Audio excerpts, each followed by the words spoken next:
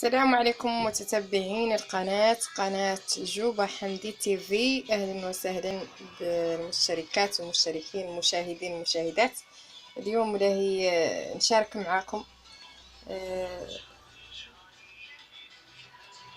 معكم محينشات فواكه البحر.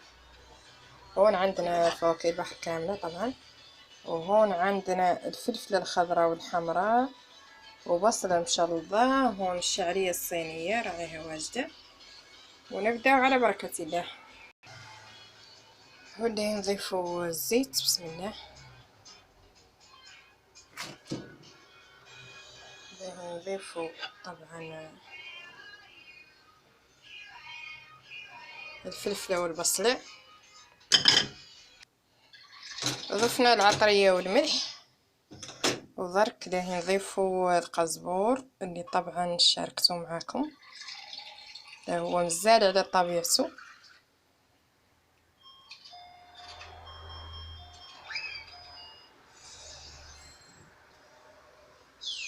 بعد ما درنا الشعرية تصمم تستقطر يعني تشحر ذو. نتواصلوا ان شاء الله في طريقة الحنشات.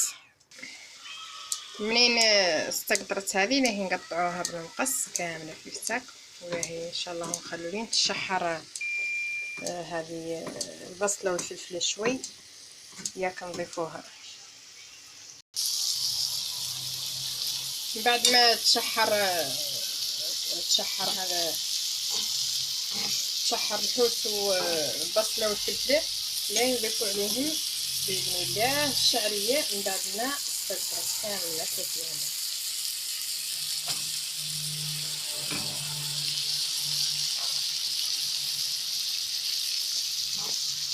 نحركو كامل لين تندمج مع بعضها، وإذا نقصو عليها نخليها تبرد شوي ياك نوجدو الحنشات.